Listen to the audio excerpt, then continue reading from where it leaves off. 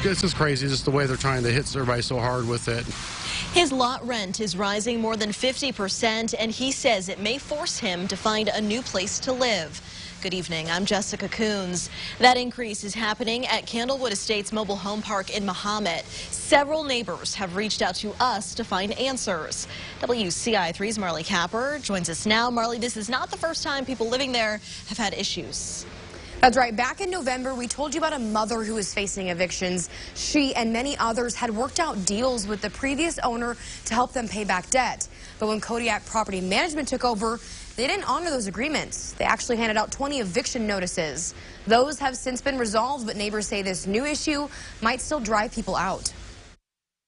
Already been losing neighbors, and other people are saying they're getting ready to leave. Is it because they can't afford it? Yeah. Lynn Hall has lived at Candlewood Estates for 50 years.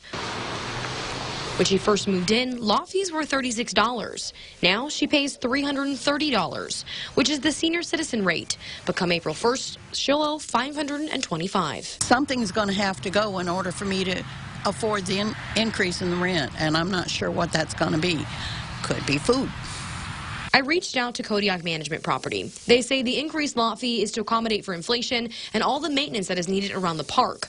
Hall understands improvements are needed, but says it wouldn't be so bad if they didn't raise it so high. Andrew Langley agrees with Hall. Or maybe started doing these improvements they're talking about and said, hey, you know, look, we've done this, updated that. Maybe you can, or maybe now we're going to charge you $50 more a year, even $100 more a year. He's been living at the park since he was 15 years old and was one of 20 who received an eviction notice from back lot fees. I knew of the park money, but after 2 months they didn't say anything, so I was still paying the rent, and also they said, you haven't been paying us rent.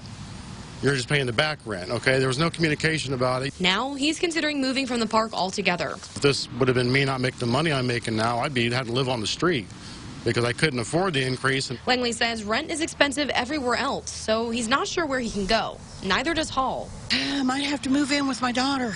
There are no trailer parks available in the Champaign County area that have empty lots. And I don't think my home would survive the move.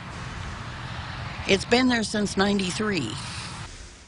On top of all of that, Hall says there's issues with their water meters and their water, plus she hasn't received a new lease since Kodiak took over. A spokesperson says they're working on a lease as well. Jess? All right, Marley, thank you. And today, the Sangamon Valley Public Water District announced Candlewood Estates is under a boil order until further notice. That's because of the concern for low water pressure because of unresolved water leaks. Kodiak says they're in litigation with the water district. You can find the management company's statements on our website.